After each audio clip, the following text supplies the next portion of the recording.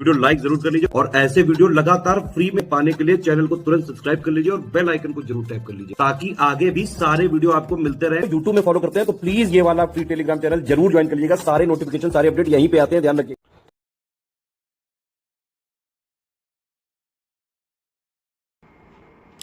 नमस्कार दोस्तों इलाहाबाद हाईकोर्ट का आर का एक और पेपर का एनालिसिस करेंगे। ये 15 दिसंबर का एग्ज़ाम है शिफ्ट 1 का, जो कि 2021 में हुआ था। तो आइए इसकी डिटेल एनालिसिस करेंगे। तो आपको पता है कि इलाहाबाद हाईकोर्ट आर में मैथ्स आती है, रीजनिंग आती है, इंग्लिश आती है, हिंदी आती है, कंप्यूटर आता है और जीएस आता है। ठीक है, जिसमें मेजर पोर्शन जीएस का रहता है। 100 से लेके 120 क्वेश्चन तक, 130 क्वेश्चन तक जीएस के आते हैं। बाकी 70 क्वेश्चन इन सब में, मतलब 5-10 मैथ्स के, 5-6-7 रीजनिंग, फिर 8-10 हिंदी, 8-10 इंग्लिश, 8-10 कंप्यूटर, ऐसे। तो सबसे पहले मेजर पोर्शन पे डिस्कशन करेंगे। सबसे पहले जीएस का एनालिसिस करेंगे, कैसा लेवल है जीएस का। कोई नेगेटिव मार्किंग इसमें नहीं होती, आपको पता होगा। तो चलिए क्वेश्चन शुरू करते हैं। तो सबसे पहला प्रश्न जो कि जीएस से रिलेटेड है, कह रहा which temple is not situated at mount Abu. ठीक है, कौन सा मंदिर माउंट आबू पर्वत पर स्थित नहीं है? Vimal temple, Tejpal temple, Vishwanath temple और वास्तुपाल टेम्पल। तो इनमें से कौन सा माउंट आबू में नहीं है? काफ़ी ज़्यादा आसान है ये। विश्वनाथ टेम्पल आपको पता है काशी विश्वनाथ की बात कर रहे हैं, बनारस में। ठीक है, बाकी विमल मंदिर, तेजपाल मंदिर, वास्तुपाल मंदिर, ये सब माउंट आबू में है। माउंट आबू मोस्टली जैन तीर्थंकरास के लिए ज़्यादा फेमस है। जैन के मंदिर ज़्यादा मिलेंगे आपको यहाँ पे। Next, Aamir Khusro is associated with the discovery of which instrument. Aamir Khusro किस वाद्य यंत्र की खोज से संबंधित है? सितार, फ्लूट, कैरिनेट या सरोद, जिसको कि सरोद ही बोलते हैं हिंदी में भी। तो देखिए दोस्तों, अगर आपने हिस्ट्री में पढ़ा होगा तो आमिर खुसरो को जो है सितार की डिस्कवरी के लिए जाना जाता है, सितार की डिस्कवरी के लिए। और दोस्तों आपको अगर पता हो, आमिर खुसरो को वॉइस ऑफ इंडिया या भारत का तोता भी कहा जाता है। ठीक है, और सितार की खोज करी थी अलाउद्दीन खिलजी के शासनकाल में ये था। ठीक है, नेक्स्ट कह रहा हूँ among the following has design Indian rupee symbol. निम्नलिखित में से किसने भारतीय रुपए का चिन्ह बनाया है? अश्विनी राय ने, उमेश कुमार ने, डी उदय कुमार ने या एस के पॉल ने? तो ये दोस्तों किसने बनाया? ये है डी उदय कुमार जी। अगर आपको पता हो, डी उदय कुमार ये आईआईटी बॉम्बे के थे। जब मिनिस्ट्री ऑफ फाइनेंस ने एक ओपन कंपटीशन रखा था जितने भी भारतीय नेशनल की अपनी अपनी क्रिएटिविटी रुपी से रिलेटेड भेजे, तो आईआईटी बॉम्बे से जो डी उदय कुमार थे, इनका जो डिज़ाइन था उसका चयन हुआ था। ठीक है, चलिए नाम याद रखिएगा, डी उदय कुमार। अगला कह रहा है which one of the following is not a folk dance from of India. Ghoomar, Kathakali, Garba, Dandiya, कौन इसमें से फोक डांस नहीं है? तो दोस्तों कथकली एक क्लासिकल डांस है केरल का, ये फोक डांस नहीं है। बाकी गरबा गुजरात का है, घूमर आपको पता है राजस्थान वगैरह में होता है, और डांडिया जो है ये भी गुजरात में होता है। तो ये सब फोक डांस है। कथकली केरल में होता है, ये फोक नहीं क्लासिकल डांस है। काफ़ी आसान कहूँगा मैं इसको। Deputy chairman of Rajya Sabha is elected by. Rajya Sabha के उपसभापति का चयन किसके द्वारा होता है? Member of Lok Sabha, member of Rajya Sabha, president या वाइस प्रेसिडेंट? तो ये दोस्तों मेंबर ऑफ जो राज्यसभा होते हैं सिर्फ वही इलेक्ट कर लेते हैं। काफ़ी आसान कहूँगा इसको भी मैं। नेक्स्ट है which of the following place is related to petrochemical. निम्नलिखित में से कौन सा स्थान पेट्रो रसायन से संबंधित है? ठीक है, कोरबा, नेपानगर, कोयली या नासिक? तो दोस्तों आपको पता होगा कि पेट्रोकेमिकल रिफाइनरीज जो है ये कोयली जो है गुजरात में है, ये काफ़ी ज़्यादा फेमस है। गुजरात में कोयली, जामनगर, ये सब चीज़ें। ठीक है, यहाँ पे इंडियन ऑयल कॉर्पोरेशन भी है, यहाँ पे सेकंड लार्जेस्ट रिफाइनरी भी है पानीपत के बाद अगर देखा जाए। ठीक है, तो कोयली हो जाएगा। In which year was the Reserve Bank of India nationalised. किस वर्ष भारतीय रिजर्व बैंक का राष्ट्रीयकरण हुआ था? नेशनलाइजेशन मतलब उसको सरकारी करा गया था। जैसे नहीं कि अभी बसें चलती हैं, अब सरकार कहते हैं सारी बसों का नेशनलाइजेशन, मतलब अब कोई भी प्राइवेट आदमी बसेस नहीं चलाएगा। ठीक है, तो 1945, 1947, 1948 या 49। तो आरबीआई नेशनलाइज हुआ था 1 जनवरी 1949 को। ठीक है, कब हुआ था? 1 जनवरी 1949 को। नेक्स्ट देखते हैं, कह रहा है what is the basis of human development index. मानव विकास सूचकांक का आधार क्या होता है भाई? Health, education, employment, lifestyle. Health, education, employment, health, education, lifestyle या एजुकेशन, एम्प्लॉयमेंट, लाइफस्टाइल। ठीक है, ह्यूमन डेवलपमेंट इंडेक्स कौन निकालता है? यूएनडीपी निकालता है, यूनाइटेड नेशन डेवलपमेंट प्रोग्राम। क्या क्राइटेरिया होता है आपको ये पहचानना था। तो इसका देखिए लाइफ इंडिकेटर होते हैं, एक तो हेल्थ है, ठीक है, दूसरा नॉलेज यानी एजुकेशन है, और तीसरा लाइफ स्टैंडर्ड है। ठीक है, यानी हेल्थ, एजुकेशन, लाइफस्टाइल, इन 3 बेस क्राइटेरिया पे ह्यूमन डेवलपमेंट इंडेक्स निकलता है। ठीक है, और मेन जो चीज़ है, आपको हर साल की ह्यूमन डेवलपमेंट जो इंडेक्स होगा उसमें भारत की रैंकिंग याद रखनी होगी। ठीक है, टॉप 3 याद रखना होगा कौन है, और पड़ोसी देशों को याद रखना होगा, पड़ोसी देशों की कितनी है। जैसे इंडिया, बांग्लादेश, पाकिस्तान, चाइना इसकी कितनी है। ठीक है, आगे बढ़े। कह रहे Indian diamond institute is located in, भारतीय डायमंड संस्थान कहाँ पे है? न्यू दिल्ली, सूरत, मुंबई या जयपुर। काफ़ी ज़्यादा आसान है। तो आपको पता होगा सूरत में सबसे ज़्यादा डायमंड का व्यापार होता है, तो यहीं पे इंडियन डायमंड इंस्टीट्यूट भी लोकेटेड है। ठीक है। The term trips and trims are associated with, trip और ट्रिम किससे संबंधित है? IMF से, WTO से, IBRD से या IDA से। तो काफ़ी ज़्यादा करंट में ये बने रहते हैं ट्रिप्स और ट्रिम्स। अगर आपको पता हो ट्रिप्स, इसका पहले फुल फॉर्म क्या है ट्रिप्स का? तो ये तो हुआ ट्रेड रिलेटेड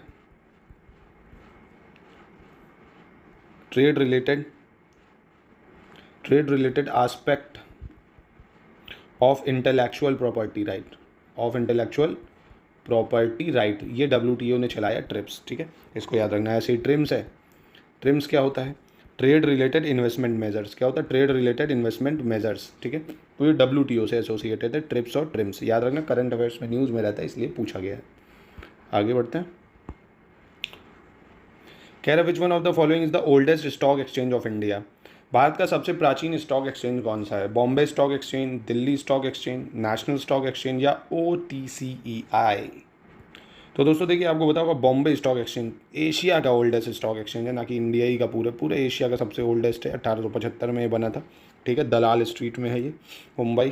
ठीक है, अगला प्रश्न है which of the following states is the largest producer of asbestos in India? Bharat में निम्नलिखित में से कौन सा राज्य एस्बेस्टस का सबसे बड़ा उत्पादक है? MP, आंध्र प्रदेश, कर्नाटक या राजस्थान? अब यहाँ पे दोस्तों देखिए, राजस्थान, आंध्र प्रदेश दो ही हैं सबसे ज़्यादा मोस्ट प्रोड्यूस जो करते हैं एस्बेस्टस। तो अब दोनों ही ऑप्शन में दिया है, तो आपको क्या चुनना पड़ेगा? राजस्थान चुनना पड़ेगा, क्योंकि दूसरे पे आंध्र प्रदेश आता है। ठीक है, लेटेस्ट मिनरल डाटा के अकॉर्डिंग। ठीक है, 2023 का डाटा है। अब अगर चेंज हो जाएगा तो वो अलग चीज़ है, वो हम लोग इकोनॉमिक सर्वे में करा देंगे आपको। Central water power research station कहाँ पर है दोस्तों? ये बताना है आपको। केंद्रीय जल विद्युत अनुसंधान शाला कहाँ पे है? पुणे, दिल्ली, जामनगर या श्री सलीम? तो ये है दोस्तों पुणे, महाराष्ट्र में। ठीक है, याद रखिएगा। अगला कह रहा है Kamakhya temple is situated in which state of India? Kamakhya मंदिर भारत के किस राज्य में है? मेघालय, मणिपुर, बिहार या असम? तो ये दोस्तों असम में है। काफ़ी ज़्यादा प्रसिद्ध मंदिर है कामाख्या टेम्पल। ठीक है, अगला प्रश्न है which of the following NTPC plant is not based on gas? कौन सा NTPC संयंत्र गैस पर आधारित नहीं है? ये बताना है आपको। अंटा जो कि राजस्थान में है, सिंगरौली उत्तर प्रदेश, औरैया उत्तर प्रदेश, कवास गुजरात। तो दोस्तों देखिए, सिंगरौली का जो उत्तर प्रदेश का सिंगरौली का पावर प्लांट है, ये गैस बेस्ड नहीं, कोल थर्मल पावर प्लांट है NTPC का। ठीक है, थर्मल पावर प्लांट है, तो ये गलत हो जाएगा। बाकी ये सब किसके हैं? गैसियस बेस हैं। ठीक है, अगला है Hari Prasad Chaurasia is famous for which of the following musical instrument? Hari Prasad Chaurasia किस वाद्य यंत्र के लिए प्रसिद्ध हैं? वायलिन के लिए, फ्लूट के लिए, टेबल या गिटार के लिए? तो ये दोस्तों बहुत ही प्रसिद्ध बांसुरी वादक हैं, फ्लूट के लिए बहुत ज़्यादा फेमस है। ठीक है, Hari Prasad Chaurasia ji. Dalal street is in which place? तो ये तो अभी ऊपर देख लिया। देखो, एक ही क्वेश्चन में दो प्रश्न आ गए। सबसे बड़ा एक स्टॉक एक्सचेंज जो कि मुंबई की दलाल स्ट्रीट में ही, और दलाल स्ट्रीट है कहाँ ये पूछ लिया, तो आपकी बल्ले बल्ले हो गई भैया। तो दलाल स्ट्रीट कहाँ है भैया? मुंबई में दलाल स्ट्रीट। ठीक है, which of the following is not a private sector bank? इनमें से कौन प्राइवेट सेक्टर बैंक नहीं है? कह रहा है Nainital bank, Jammu Kashmir bank, UCO bank या कर्नाटका बैंक? तो दोस्तों देखिए, इनमें से प्राइवेट सेक्टर बैंक नहीं है पूछा, तो यूको बैंक जो है ये पब्लिक सेक्टर बैंक है, ना कि प्राइवेट बैंक है। कौन सा है? पब्लिक सेक्टर बैंक है। ठीक है, बाकी Nainital bank, Jammu Kashmir bank, Karnataka bank, ये सारे के सारे ही कैसे हैं?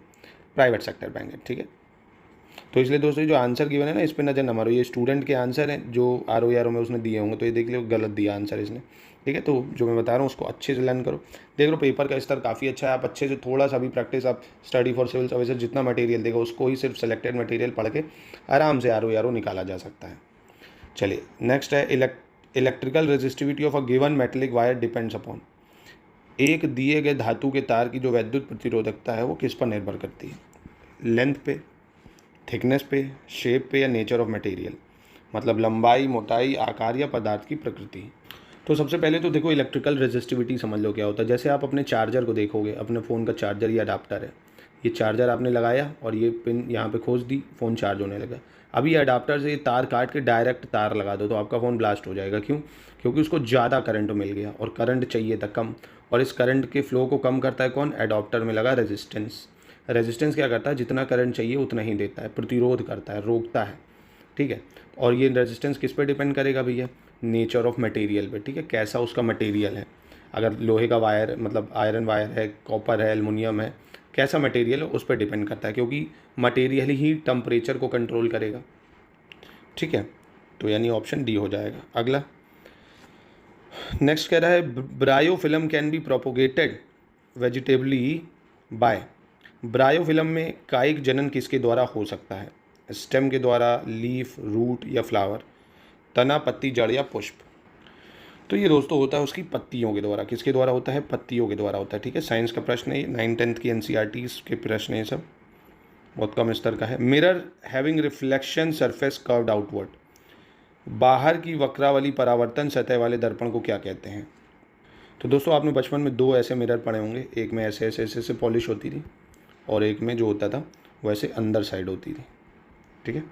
तो जो कह रहा है कर्व्ड हो आउटवर्ड, बाहर की तरफ देख रहे हो कर्व्ड हो और अंदर पॉलिश्ड हो, तो ये कॉन्वेक्स होता है। ये क्या होता है? कॉन्वेक्स होता है। और ये कॉनकेव होता है। ये क्या होता है? कॉनकेव होता है। मतलब इसको अवतल दर्पण कहते हैं और इसको उत्तल दर्पण कहते हैं। क्या कहते हैं? उत्तल दर्पण, ठीक है। ये कन्वर्जिंग होता है, मतलब अगर यहाँ से लाइट आती है तो ऐसे रिफ्लेक्ट करती है और यहाँ पे ऐसे बाहर की तरफ चली जाती है, मतलब बाहर की तरफ जाती है, ठीक है। चलिए आगे बढ़ते हैं। कह रहा when a few drops of iodine solution are added to rice water the solution turn blue back in colour, this indicate that rice water contain. कह रहे जब चावल के पानी में आयोडीन विलयन की कुछ बूंदें मिलाई जाती हैं तो विलयन का जो रंग है वो नीला और काला हो जाता है। यह चावल के जल में किसकी उपस्थिति का संकेत देता है कि चावल में क्या है भाई? स्टार्च, फैट, प्रोटीन या विटामिन। तो सिंपली इंडिकेट करता है क्या? स्टार्च को, कि चावल में जो है वो स्टार्च है, तो वो आयोडीन के साथ रिएक्ट करके क्या बनाता है? एक कॉम्प्लेक्स सिस्टम बनाता है, बीटा कॉइल्स की तरह, है ना। तो ये स्टार्च होता है उसमें, इसलिए वो ब्लू बैक कर देता है उसको। अगला प्रश्न कह रहा है the ability of a cell to divide into several cells during reproduction in plasmodium is called. अब आपने प्लाज्मोडियम जो है जब डिवाइड हो जाए वो कई सारे सेल्स में, तो उसको क्या बोलते हैं? Budding, multiple fission, reduction division या बाइनरी फिजन। मतलब हिंदी में मुकुलन, बहुविखंडन, द्विअंगी विखंडन या न्यूनकारी विभाजन। तो इसको बोला जाता है दोस्तों बहुविखंडन, बहुत पार्ट में अलग अलग हो जाना। प्लाज्मोडियम हो जाता है अलग अलग सेल्स में डिवाइड, तो उसको बोलते हैं मल्टीपल फिजन, ठीक है। अगला प्रश्न कह रहा है the inner lining of the stomach is protected by one of the following from hydrochloric acid, choose the correct option. मतलब आमाशय की जो आंतरिक दीवारें हैं निम्नलिखित में से किसके द्वारा हाइड्रोक्लोरिक अम्ल से बचाने के लिए सुरक्षित रहती हैं? तो ये कौन है? म्यूकस, सलाइवरी एमाइलिस, पेप्सिन या बाइल, जिसको पित्त भी बोलते हैं। तो ये है दोस्तों म्यूकस। कौन है? म्यूकस है जो प्रोटेक्ट करती है हाइड्रोक्लोरिक एसिड से, ठीक है, म्यूकस, याद रखिएगा। इस बच्चे ने फिर गलत जवाब दिया है, देखो ऑप्शन 3 दे दिया फिर। Image which is formed behind the mirror is, mirror के पीछे कैसी इमेज बनती है? Real image, virtual image, partial image या फुल इमेज। मतलब वास्तविक, आभासी, आंशिक या पूर्ण प्रतिबिंब। तो दोस्तों मिरर के पीछे हमेशा वर्चुअल और इरेक्ट इमेज बनती है, मतलब आभासी प्रतिबिंब बनता है, ठीक है। वर्चुअल और इरेक्ट हमेशा मिरर के पीछे बनेगा, ये चीज़ याद रखिएगा। और ये हमेशा कॉन्वेक्स मिरर में बनेगा। कहाँ पे बनेगा? कॉन्वेक्स मिरर में, ठीक है। क्यों? क्योंकि ये देखो अंदर साइड पॉलिश्ड होता है ना, तो पीछे साइड इमेज सिर्फ कॉन्वेक्स में बनती है। चलिए आगे बढ़ता है। कह रहा the light sensitive cell present on retina which are sensitive to the intensity of light are. Retina, जिसको दृष्टि पटल कहते हैं, रेटिना में उपस्थित प्रकाश संवेदी कोशिकाएं जो प्रकाश की तीव्रता के प्रति संवेदी होती हैं, ठीक है। Cone cells, triangular cells, rod cells या रेक्टेंगुलर सेल्स। तो यहाँ पे दोस्तों आपको एक चीज़ गौर करने वाली है। देखिए कोन सेल्स, रोड सेल्स वगैरह में, ये कोन सेल्स और रोड सेल्स दोनों ही जो होते हैं सेंसिटिव होते हैं लाइट के लिए, पर अंतर है यहाँ पे। जो कोन सेल्स होता है ये सेंसिटिव होता है ब्राइट लाइट के लिए, बहुत ही तेज जो होती है ब्राइट लाइट, उसके लिए सेंसिटिव होगा। और जो रोड सेल्स होता है ये डिम लाइट के लिए सेंसिटिव होता है। और यहाँ पूछ क्या रहा है? Which are sensitive to intensity of light. Intensity, तो यहाँ तो दोनों ही हो सकते हैं भाई। इंटेंसिटी ज़्यादा होगी तो कोन सेल्स हुआ, इंटेंसिटी कम होगी तो रोड सेल्स हुआ। ये चीज़ याद रखना आपको, ठीक है। अगले प्रश्न पे आता है। यूनिट ऑफ इलेक्ट्रिकल पावर में ऑल्सो बी एक्सप्रेस्ड इन, जो पावर होती है उसकी यूनिट क्या हो सकती है? Volt, kilowatt hour, watt second या जूल सेकेंड। तो इसका बहुत आसान है, आपने अगर पावर का फॉर्मूला पढ़ा होगा, पावर इज इक्वल टू क्या होता है? रेट ऑफ वर्क, यानी W/T, ठीक है। W यानी वर्क, इसकी यूनिट होती है जूल। क्या होती है? जूल। और टाइम की होती है सेकेंड। तो पावर की क्या होगी, जूल पर सेकेंड, क्या हो जाएगी, जूल पर सेकेंड, ठीक है। या पावर की यूनिट सिर्फ वॉट होगी, सिर्फ वॉट भी हो सकती है, ठीक है, याद रखिएगा इसको, यानी जूल सेकेंड हो जाएगी। Name the circulatory fluid in the human body other than blood. मानव शरीर में रक्त के अलावा अन्य कौन सा द्रव परिसंचारी होता है? प्लेटलेट्स, आरबीसी, लिम्फ या प्लाज्मा? तो ये होता है दोस्तों लिम्फ। लिम्फ जो होता है एक सर्कुलेटरी फ्लूइड की तरह होता है जो हमारी बॉडी में होता है, ब्लड से एक्स्ट्रा में, मतलब इन एडिशन टू ब्लड होता है। और ये कलरलेस फ्लूइड होता है ना, जो सर्कुलेट होता रहता है through out the lymphatic system, ठीक है, याद रखना कलरलेस होता है, ये इंपॉर्टेंट है, पूछ सकता है। Loss of water in the form of water vapour through the leaf surfaces. पत्तियों की सतह से जलवाष्प के रूप में जल की हानि क्या कहलाती? काफ़ी ज़्यादा आसान है, ट्रांसपोर्टेशन, ट्रांसलोकेशन, ट्रांसपीरेशन या इवोपरेशन। तो इसको कहा जाता है ट्रांसपीरेशन। क्या कहते हैं इसको? ट्रांसपीरेशन, ठीक है। Name the tube which connect the kidney to the urinary bladder. उस नली का नाम बताइए जो वृक्क को मूत्राशय से जोड़ती है, ठीक है। यूरेथ्रा, नेफ्रॉन, ट्यूब्यूल या यूरेटर। तो दोस्तों जो यूरेटर होते हैं ये हमारे शरीर में दो होते हैं जो दोनों किडनी को मूत्राशय से जोड़ते हैं, है ना, मतलब प्रत्येक किडनी को मूत्राशय से जोड़ने वाला ट्यूब होता है यूरेटर, दो होते हैं हमारे शरीर में, तो याद रखना है इसको। Convex lens is also known as, क्या बोलते हैं कॉन्वेक्स लेंस को? अभी ऊपर बताया था, देखो फिर से वही हो गया, क्वेश्चन को घुमा के दो तरीके से पूछ लिया। कन्वर्जिंग है, डाइवर्जिंग है, रेडियल है या एक्सियल है, यानी अभिसारी है, अरी है, अपसारी है या अच्छी है। तो ये होता है डाइवर्जिंग लेंस या अपसारी लेंस। कॉन्वेक्स लेंस कैसा होता है? अपसारी लेंस या डाइवर्जिंग लेंस, ठीक है, क्योंकि अंदर साइड रिफ्लेक्शन होता है, तो कोई भी लाइट आती है तो ऐसे करके उसको डाइवर्ज कर देता है, ठीक है। वही कॉन्केव जो होता है ये क्या करता है? कन्वर्ज करता है, ठीक है। अगला प्रश्न, the ray which are colour bend the most while passing through a prism. एक प्रिज्म से गुजरने वाले कौन से रंग की किरण सबसे अधिक मोड़ती है? रेड, वॉयलेट, इंडिगो या येलो? तो दोस्तों बचपन में देखा था, लॉलीपॉप खाता था वाला कहानी सुनी ना, मतलब बचपन में आपने पढ़ा होगा कि जब भी कोई वाइट लाइट यहाँ से पास होती है तो 7 कलर में डिवाइड होती है ना, है ना। एक सेकेंड, इसको और बेंड करते हैं, मतलब ऐसे जाती है, तो ऐसे आपने पढ़ा होगा, VIBGYOR, है ना, विब्योर पढ़ा होगा आपने। तो सबसे ज़्यादा जो बेंड होती है वो वॉयलेट कलर की होती है। कौन सी होती है? वॉयलेट कलर की होती है, ठीक है, या वॉयलेट मतलब बैगनी होती है, और सबसे कम लाल होती है। और वॉयलेट क्यों होती है? क्योंकि इसकी वेवलेंथ जो है सबसे कम होती है। अब वेवलेंथ कम है, कम का मतलब ऐसे ऐसे, तो स्पीड ज़्यादा हो गई। वेवलेंथ ज़्यादा है तो स्पीड कम होगी, तो कम मोड़ेगी, ठीक है, आसान शब्दों में ये समझिए। तो V नीचे रहता है इसलिए ज़्यादा बेंड होगी, R कम बेंड होगी, ठीक है। The mirror used as a rear view mirror in vehicle. वाहनों में पीछे का दृश्य देखने के लिए उपयोग में आने वाला दर्पण कौन सा होता है? प्लेन, कॉन्वेक्स, कॉन्केव या सिलेंड्रिकल? तो बेहद आसान प्रश्न था, इसके लिए हम लोग कॉन्वेक्स मिरर का यूज़ करते हैं। क्यों करते हैं कॉन्वेक्स मिरर का यूज़?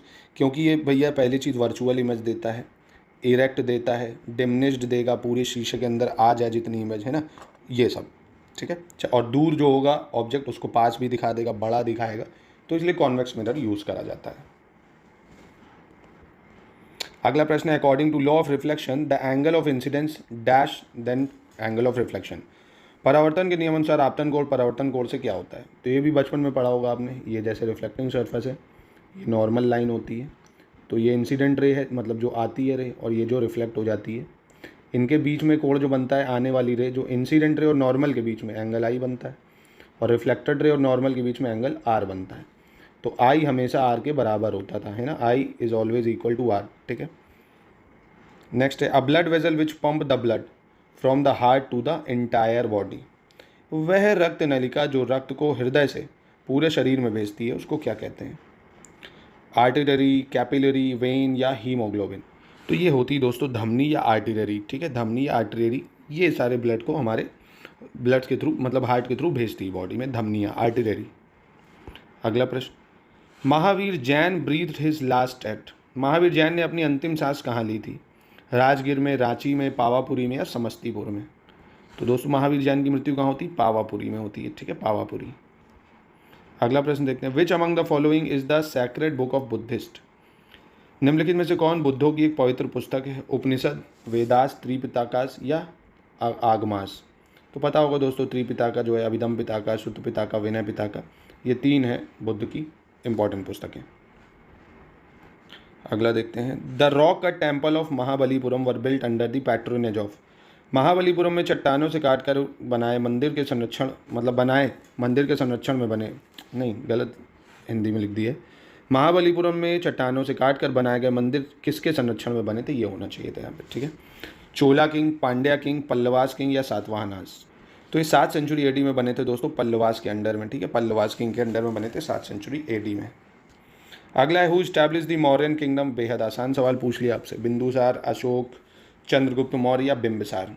तो मौर्य किंगडम को किसने बनाया था, चंद्रगुप्त मौर्य ने चाणक्य की मदद से। Harappan civilisation was discovered in the year 1901, 1921, 1935 या 1942। तो ये हुई थी दोस्तों 1921 में बाय दयाराम साहनी जी, ठीक है। दयाराम साहनी जी ने करी थी इसकी खोज। Patanjali is well known for the compilation of. Patanjali किसके संकलन के लिए प्रसिद्ध है, योग सूत्र, ब्रह्म सूत्र, पंचतंत्र या आयुर्वेद। तो ये प्रसिद्ध है दोस्तों योग सूत्र के लिए, ठीक है। किसके लिए, योग सूत्र के लिए। अगला प्रश्न देखते हैं। History is past politics, who has held this view. History is past politics, यह किसका मत है, स्टुप्स का, कार्लिल का, सर जॉन सीले का या ट्रेवलियन का। तो ये बहुत फेमस कथन है सर जॉन सीले का, history is a past politics, sir John Seeley, ठीक है। Which of the following dynasties was associated with Gandhara school of art. निम्नलिखित में से कौन सा राजवंश गांधार स्कूल ऑफ आर्ट से संबंधित है, चालुक्यास, गुप्ता, कुशानास या मौर्य। तो गांधार स्कूल ऑफ आर्ट मतलब ये जो अफगानिस्तान से रिलेटेड है थोड़ा बहुत, उसके जो ट्रेसेस है वो दिखते हैं। तो वो दिखते हैं हमें कुशानास की आर्ट में। किस में दिखते हैं, कुशानास में, क्योंकि कुशानास जो है वो इधर के ही हैं, ठीक है। तो उनकी आर्ट में हमें गांधार स्कूल ऑफ आर्ट दिखता है। अगला है which layout pattern was followed in the houses of town of Harappan people. Harappa लोगों के शहर के घरों में कौन सी विन्यास प्रणाली का अनुसरण किया गया था, lotus flower like shape, spherical shape, grid pattern या ट्रायंगुलर पैटर्न। तो हड़प्पा लोगों के शहरों में दोस्तों ग्रिड पैटर्न यूज़ करा था, जैसा आज करते हैं ना, ऐसे घर बने हैं, ये घर बने हैं, रोडें जा रही हैं, है ना, पूरा ग्रिड पैटर्न जैसा आज कॉलोनीज़ बनी होती हैं वैसे ही पहले भी था। और ड्रेनेज भी बहुत शानदार था पूरा, जैसे पिटहोल्स नहीं होते हैं गटर और उसके ऊपर बढ़िया ढका हुआ है सब, तो काफ़ी ज़्यादा एडवांस थे ये लोग। तो ग्रिड पैटर्न हो जाएगा। The most famous educational centre during the period of Mauryan age. Maurya काल में प्रसिद्ध शिक्षा केंद्र कौन सा था, वैशाली, नालंदा, तक्षशिला या उज्जैन। तो बहुत ही फेमस था दोस्तों तक्षशिला। कौन था, तक्षशिला, काफ़ी ज़्यादा प्रसिद्ध मौर्यन पीरियड्स के टाइम में। अब चंद्रगुप्त मौर्य भी यहीं से था, चाणक्य भी कहते हैं यहीं से था, ठीक है।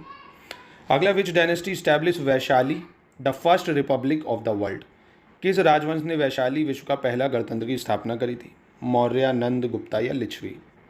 दोस्तों दुनिया की पहली जो रिपब्लिक थी, मतलब जो रिपब्लिक मतलब जनता द्वारा जो चुना जाता था वहाँ का, जैसे गणराज्य, भारत गणराज्य, राष्ट्रपति जनता के द्वारा चुना जाएगा, तो ऐसे ही पहली रिपब्लिक जो थी वो थी लिच्छवी, ठीक है।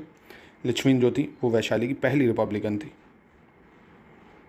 अगला प्रश्न है the economy of the Indus valley civilisation was based on craft, agriculture, animal husbandry या ट्रेड कॉमर्स। तो देखिए जो इंडस वैली सिविलाइजेशन के लोग थे ये ट्रेड और कॉमर्स यानी मर्चेंट क्लास थे, है ना, व्यापारी थे, मर्चेंट क्लास थे। अगला प्रश्न देखते हैं। The Muslim scholar who accompanied Mahmud of Ghazni during the Indian expedition. तो Alberuni, Ibn Battuta, Amir Khusro या फिरिश्ता। तो देखिए महमूद ऑफ गजनी के साथ आया था अलबरूनी। कौन आया था, अलबरूनी, फिरदौसी, ये सब आए थे महमूद ऑफ गजनी के साथ। अगला प्रश्न, in which century did the famous Chinese pilgrim Fahien visit. प्रसिद्ध चीनी यात्री फाइयान ने किस शताब्दी में भारत की यात्रा की थी, चौथी, छठी, पाँचवीं या सातवीं शताब्दी। तो दोस्तों फाइयान आया था 5वीं सेंचुरी में, और किसके शासनकाल में आया था, चंद्रगुप्त सेकंड के शासनकाल में आया था, गुप्तास पीरियड में, ठीक है। फाइयान कब आया था, चंद्रगुप्त सेकंड के टाइम में, 5th सेंचुरी में। नेक्स्ट कह रहा है Shyam ji Krishna Varma established Indian home rule society. Shyam ji Krishna Varma ने भारतीय होम रूल सोसाइटी की स्थापना कहाँ की थी, लंदन, सैन फ्रांसिस्को, बर्लिन या पेरिस। तो ये करी थी दोस्तों श्याम जी कृष्णा वर्मा ने लंदन में 1905 में, ठीक है। Indian home rule society London में 1905, श्याम जी कृष्णा वर्मा। अगला प्रश्न देखते हैं। The first governor general and viceroy of British India was. British Bharat का प्रथम गवर्नर जनरल और वॉयसरॉय कौन था, Lord Dalhousie, John Lawrence, Warren Hastings या लॉर्ड कैनिंग। दोस्तों इस प्रश्न में थोड़ा सा गड़बड़ है, क्योंकि फर्स्ट गवर्नर जनरल की अगर बात करें तो अगर आपको याद हो तो चार्टर एक्ट जो 1833 आया था उसमें जो बंगाल का गवर्नर जनरल था उसको बदल के भारत का गवर्नर जनरल करा गया था, और लॉर्ड विलियम बेंटिक जो थे वो बना था पहला गवर्नर जनरल ऑफ इंडिया।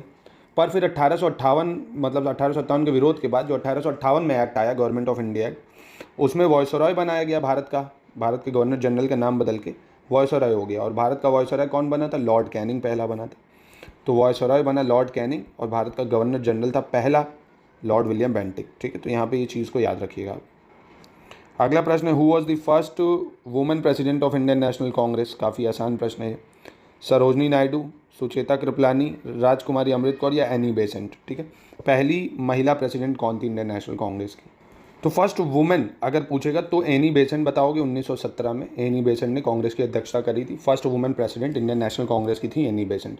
पर अगर फर्स्ट इंडियन पूछ लेगा, first Indian women of Indian national Congress president, तो आप बताओगे सरोजनी नायडू। और ये 1925 में बनी थी। कब बनी थी? 1925 में। अगला प्रश्न दोस्तों कह रहा है, which one of the following days was declare as a international day of non violence by UNO? तो समझ गए होगे आप, international day of non violence भैया गांधी जी के लिए रहता है। तो 2 अक्टूबर 2021 से इसकी शुरुआत हुई है। ठीक है, हर साल 2 अक्टूबर को मनाया जाता है ये। अगला कह रहा है, who among the following was not a moderate leader? इनमें से कौन नरमपंथी नेता नहीं था? बिपिन चंद्रपाल, फिरोज शाह मेहता, गोपाल कृष्ण गोखले या सुरेंद्रनाथ बनर्जी? तो बड़ा फेमस आपने पढ़ा होगा, लाल बाल पाल, मतलब लाला लाजपत राय, बाल गंगाधर तिलक और विपिन चंद्रपाल। ये लोग जो थे एक्सट्रीमिस्ट लीडर थे। ठीक है, यानी ये बाकी फिरोज शाह मेहता, गोपाल कृष्ण गोखले, सुरेंद्रनाथ बनर्जी, ये सब मॉडरेट्स यानी नरमपंथी थे और ये सब चरमपंथी। अगला, revolutionary association Abhinav Bharat was set up in 1905 in Odisha, West Bengal, Uttar Pradesh या महाराष्ट्र? अभिनव भारत की स्थापना 1905 में कहाँ हुई थी? तो अभिनव भारत सोसाइटी बनी थी दोस्तों विनायक दामोदर सावरकर ने जो बनाई थी नासिक में। ठीक है, यानी महाराष्ट्र, याद रखिएगा इसको। और इसका पहले नाम जो था वो मित्र मेला था, जो बाद में अभिनव भारत सोसाइटी कर दिया गया था। चलिए आगे बढ़ते हैं। Who among the following was not an extremist? बाल गंगाधर तिलक, ऊधम सिंह, मदन लाल ढींगरा, गोपाल कृष्ण गोखले? बहुत ज़्यादा आसान प्रश्न दे दिया फिर से। गोपाल कृष्ण गोखले जी महात्मा गांधी जी के पॉलिटिकल गुरु थे और मॉडरेट थे। बाकी ये तीनों एक्सट्रीमिस्ट लीडर थे। ऊधम सिंह ने तो जनरल डायर की हत्या कर दी जाके लंदन में, जो मतलब रिस्पॉन्सिबल था जलियांवाला बाग हत्याकांड के लिए। During India's freedom struggle the sepoy mutiny started from which of the following places? Bharat में स्वतंत्रता संग्राम के दौरान सैन्य विद्रोह कहाँ प्रारंभ हुआ था? आगरा, ग्वालियर, झांसी या मेरठ? तो ये शुरुआत होगी इसकी मेरठ से दोस्तों। कहाँ से होती? Meerut.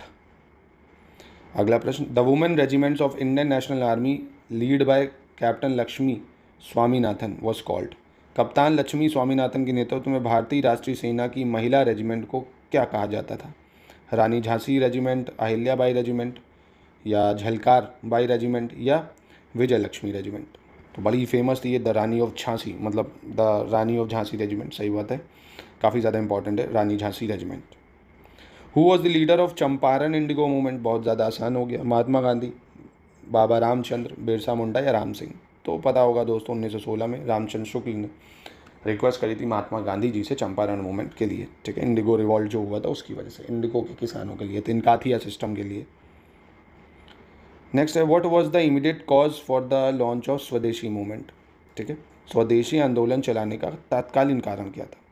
Partition of Bengal done by Curzon, a sentence of 18 months rigorous imprisonment imposed by Lokmanya Tilak, arrest and deportation of Lala Lajpat Rai and Ajit Singh, death sentence pronounced on the Chapekar brother?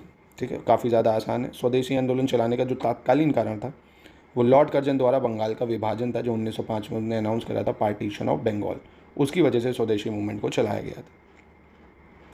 अगला प्रश्न कह रहा है, the round table conference at London met for the decision of? London में आयोजित गोलमेज सम्मेलन किस मुद्दे पर निर्णय लेने के लिए हुआ था? A future constitution of India, provision of provincial autonomy, Gandhi the demand for calling of civil disobedience movement या Congress claim to be the sole representative of India?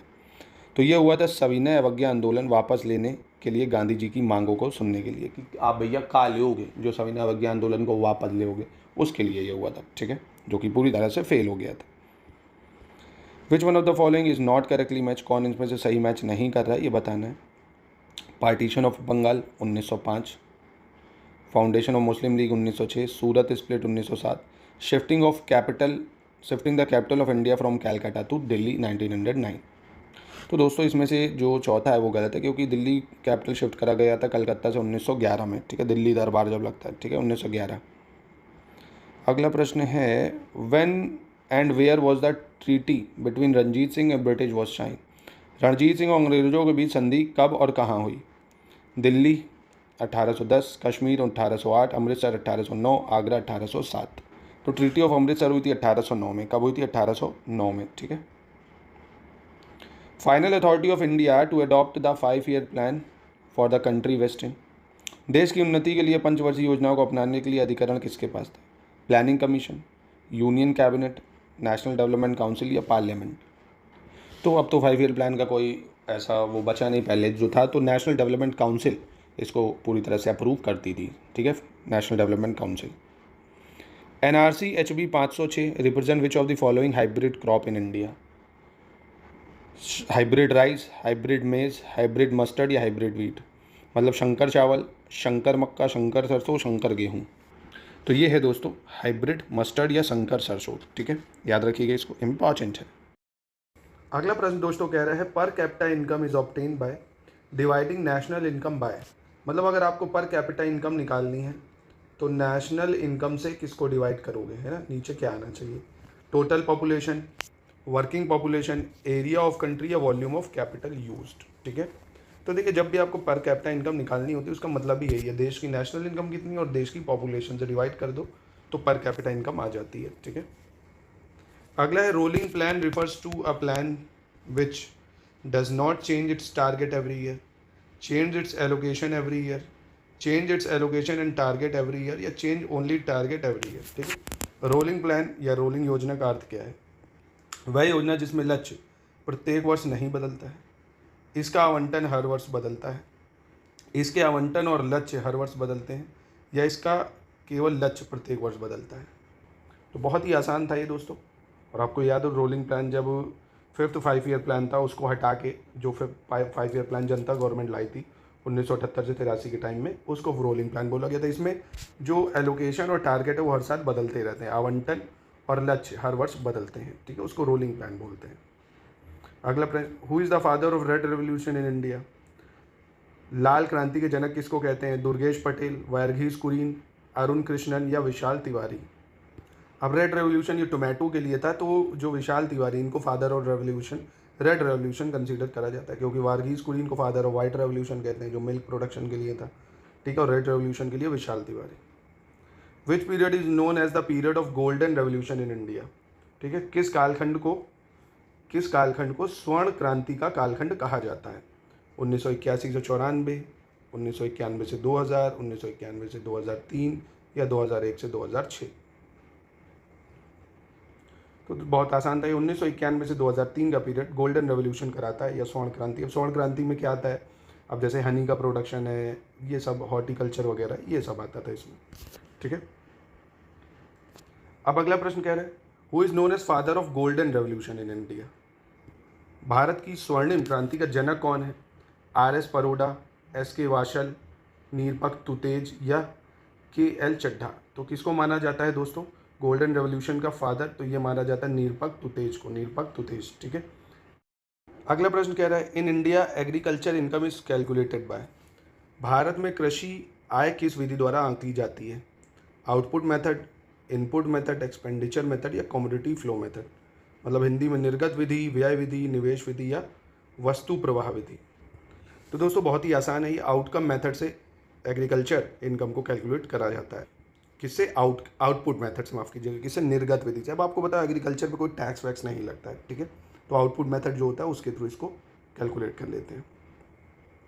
GDP eight factor cost is क्या होती है भैया? GDP eight factor cost GDP minus indirect tax plus subsidy, GNP minus depreciation plus allowances, NNP plus depreciation allowances या GDP minus subsidies plus indirect tax. पढ़िए एक बार फिर से इसको। तो बेहद आसान फॉर्मूला है इसका, GDP plus subsidy minus indirect tax या GDP minus indirect tax plus subsidy. ठीक है, तो GDP एट फैक्टर कॉस्ट का फॉर्मूला याद रखना, GDP एट फैक्टर कॉस्ट क्या होता है? GDP माइनस सब्सिडी, मतलब sorry GDP plus subsidy minus indirect tax. ठीक है, ऑप्शन नहीं हो जाएगा। अगला सवाल, national development council was constituted in. NDC बना कब था? 16 अगस्त 1950, 1 अप्रैल 1951, 6 अगस्त 1952 या 16 अगस्त 1953? तो इसकी स्थापना हुई थी दोस्तों 6 अगस्त 1952 को। नेशनल डेवलपमेंट काउंसिल कब बना था? 6 अगस्त 1952। अगला है economic and social planning is included in.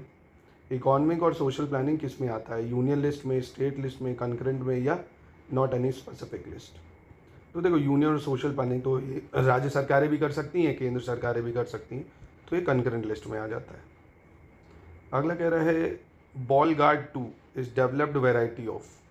Ball guard 2 किसकी एक विकसित किस्म है, बीटी ब्रिंजल, बीटी कॉटन, मेज या राइस। तो ये दोस्तों वैरायटी है कॉटन की, किसकी है, कॉटन की, ठीक है।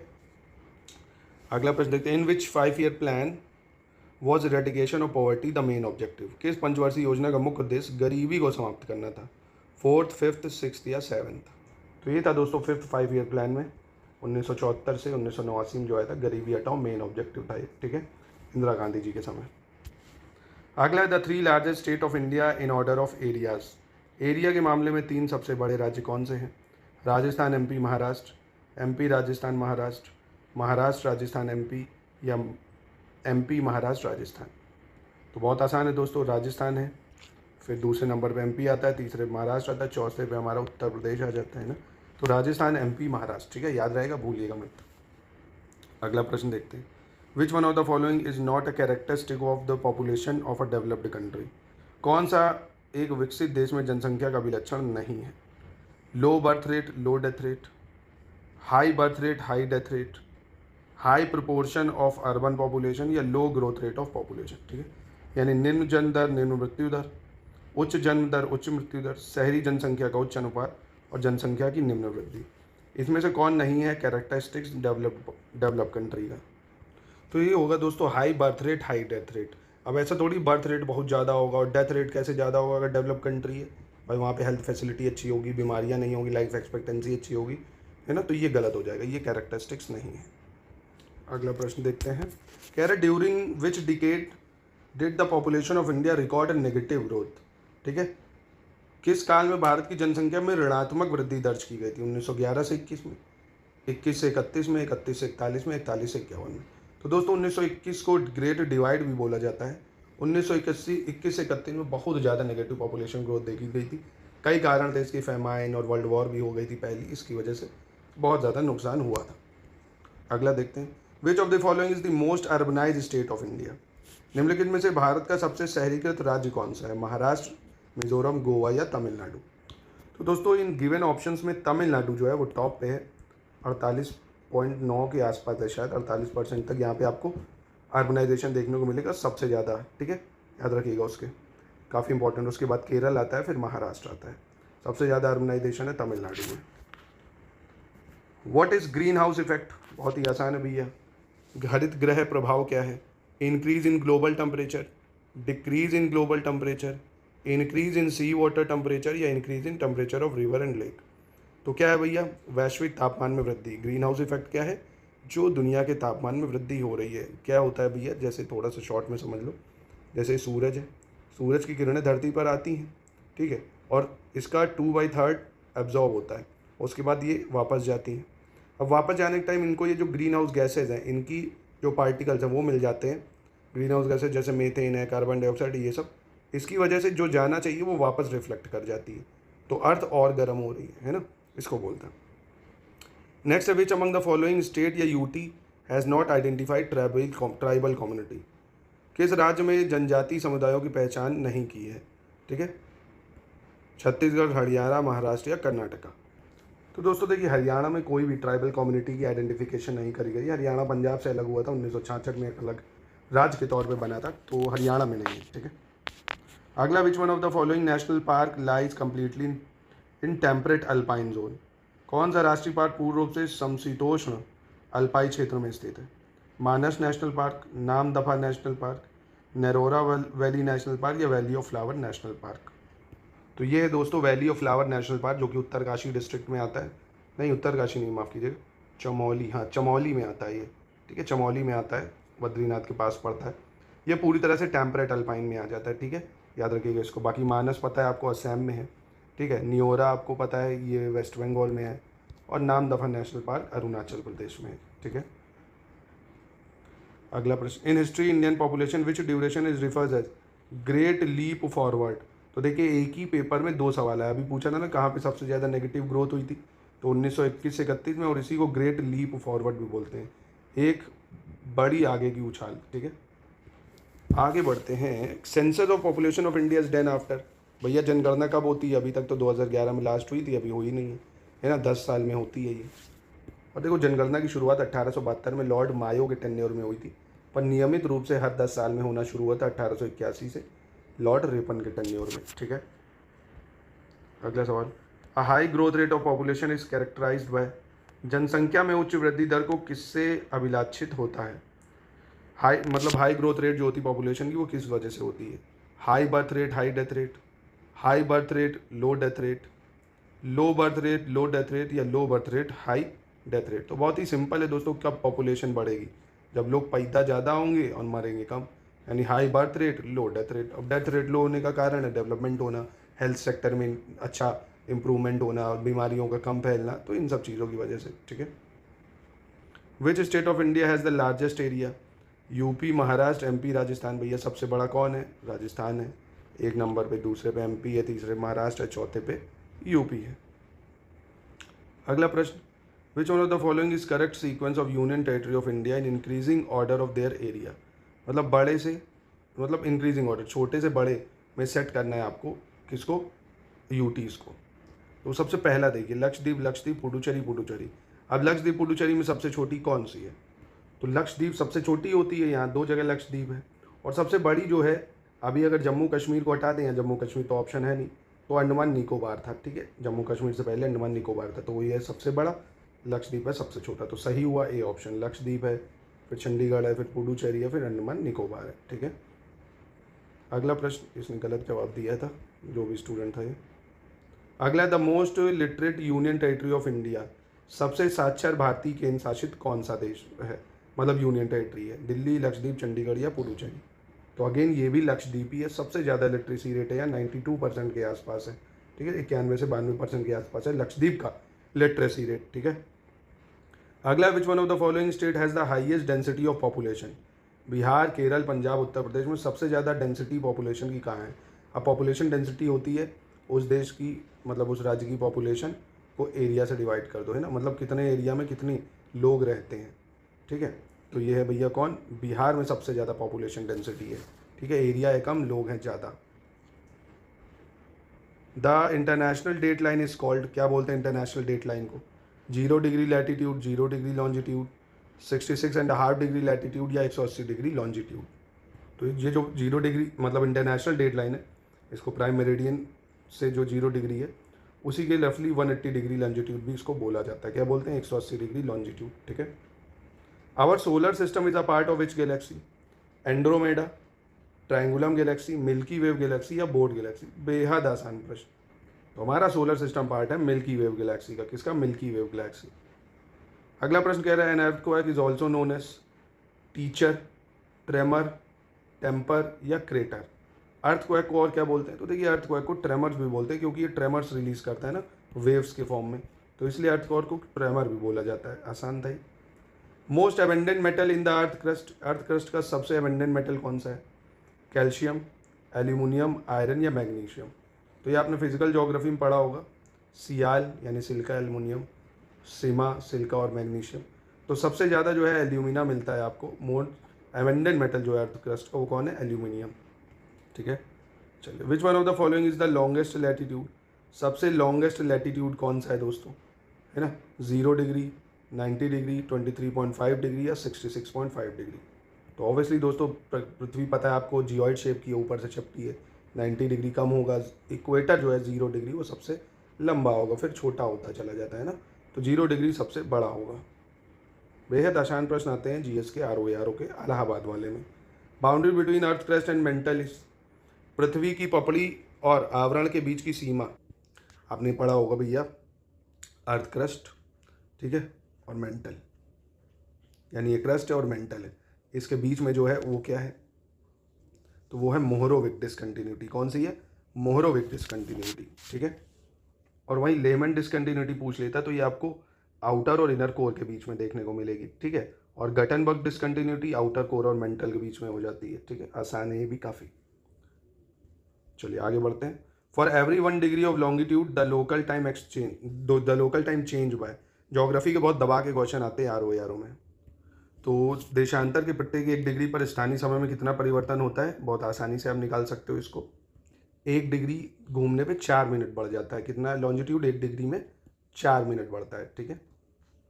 इसका तरीका ये है कि अर्थ 360 डिग्री जो है वो 24 घंटे में घूम जाती है, तो डिवाइड करो इसको। अगला प्रश्न है दोस्तों, कह रहा है quartz is composed of which 2 elements, ठीक है।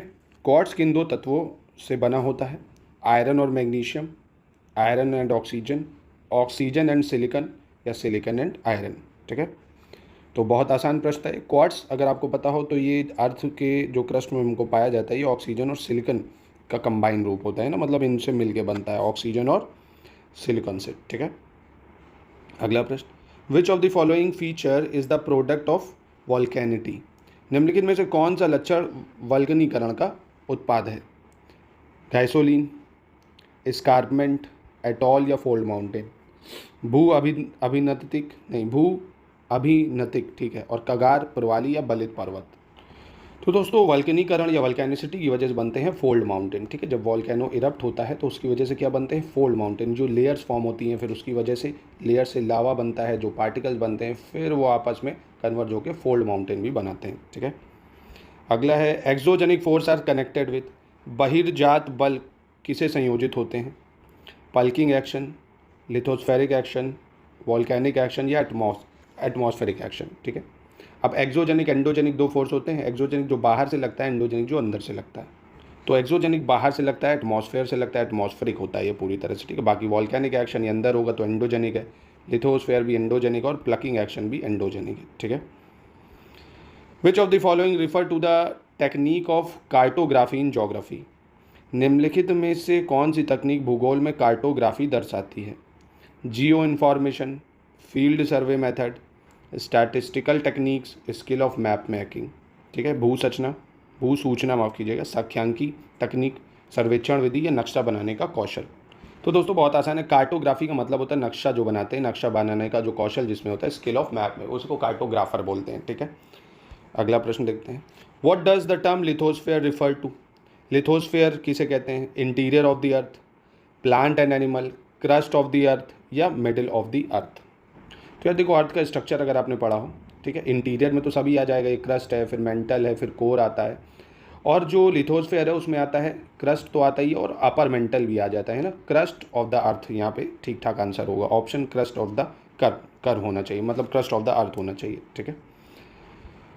अगला जो है, which of the following is not a minor plate, Cocos plate, Caribbean plate, Nazca plate और एंटार्कटिक प्लेट। कौन सी इसमें से माइनर प्लेट नहीं है, ये बताना है आपको।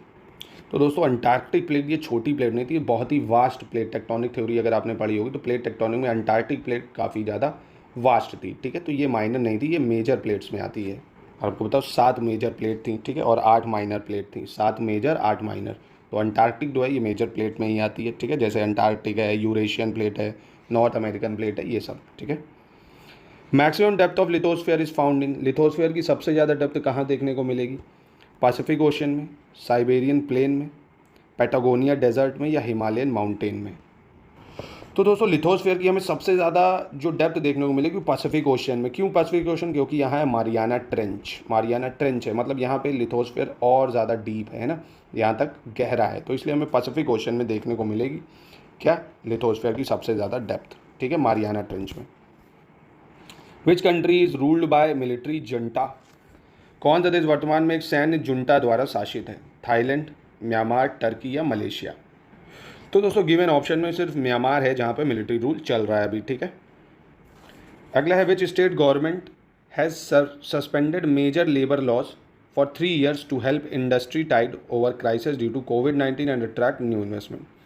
किस राज्य सरकार ने कोविड-19 के कारण उद्योग में उतार चढ़ाव की सहायता करने के लिए और नए निवेश को आकर्षित करने के लिए 3 वर्ष के लिए मुख्य श्रम कानूनों को निलंबित कर दिया है, यूपी, हरियाणा, कर्नाटका या तेलंगाना। तो ये उत्तर प्रदेश ने करा है, ठीक है। करंट अफेयर्स का सवाल था ये। DRDO successfully fired stand off anti tank missile SANT from the coast. ये भी करंट अफेयर्स पे भी सवाल है। केरल, उड़ीसा, लक्षद्वीप या गुजरात, कहाँ से DRDO ने stand off anti tank missile का सफल परीक्षण करा है। अब ये करंट अफेयर्स का सवाल है, इसको 2021 का है तो कोई मतलब नहीं है, करंट अफेयर्स का नहीं करेंगे। Naftali Bennett has been elected as prime minister of Egypt, Syria, Norway, Israel. ये भी करंट अफेयर्स का सवाल था। अब ये करंट अफेयर्स के हटा के जीएस देखेंगे सीधा, मतलब आप एक ओवरव्यू ले सकते हो कि करंट अफेयर्स भी पूछता है, ठीक है। करंट अफेयर्स के देखिए सवाल हैं ये सब, सिर्फ आपको 6 से 8 महीने का करंट अफेयर्स पढ़ना है आर के लिए। 6 से 8, 10 सवाल, 15 सवाल तक, 12 सवाल तक आपको करंट अफेयर्स में देखने को मिलेंगे। अब यूपी से रिलेटेड प्रश्न है, ये देखते हैं। Which one of the following mineral is not found in Uttar Pradesh. कौन से मिनरल उत्तर प्रदेश में नहीं पाए जाते हैं? लाइमस्टोन, जिप्सन, माइका या बॉक्साइट। तो देखिए उत्तर प्रदेश में माइका नहीं पाया जाता है, बाकी सब पाया जाता है, क्योंकि माइका का जो मेजर प्रोडक्शन है ये आंध्र प्रदेश में होता है, ठीक है, फिर राजस्थान में होता है। आंध्र प्रदेश नंबर 1 पे है, फिर राजस्थान में। लेटेस्ट मिनरल डाटा में ये आपको करा दिया गया है, ठीक है। आपने नहीं देखा है तो मिसलेनियस के वीडियो देख लीजिए, नहीं तो बताइए, मतलब स्टडी फॉर सिविल सर्विसेज में मिल जाएगा आपको latest mineral data. Other question देखते हैं, और अगला क्या है, चंद्रप्रभा वाइल्ड लाइफ सेंचुरी कहाँ पे है दोस्तों? चंदौली, फैजाबाद, गोंडा या उन्नाव। तो ये दोस्तों चंद्रप्रभा और चंदौली ये यहीं पे पाया जाता है। आसान प्रश्न। Surhatal is an dash lake. Surhatal एक कैसी झील है? आर्टिफिशियल, ऑक्सबो, टेक्टोनिक या वॉल्केनिक, मतलब कृत्रिम, चाप, विवर्तन या ज्वालामुखी। तो दोस्तों ये एक चाप यानी ऑक्सबो झील है, ठीक है। ऑक्सबो लेक है, बरेली में है, उत्तर प्रदेश के बरेली में, ठीक है। बरेली कह रहा हूँ, सॉरी, माफ़ कीजिएगा, बलिया में है, माफ़ करना, बलिया में, ठीक है। आगे बढ़ते हैं। कह रहे uranium has been found in which district of Uttar Pradesh. Uttar Pradesh से किस जिले में यूरेनियम पाया गया है ना, काफ़ी ज़्यादा मात्रा में यूरेनियम मिला है। बांदा, ललितपुर, सोनभद्र या हमीरपुर। तो इनमें बहुत लार्ज अमाउंट में ललितपुर से मिला है, ठीक है।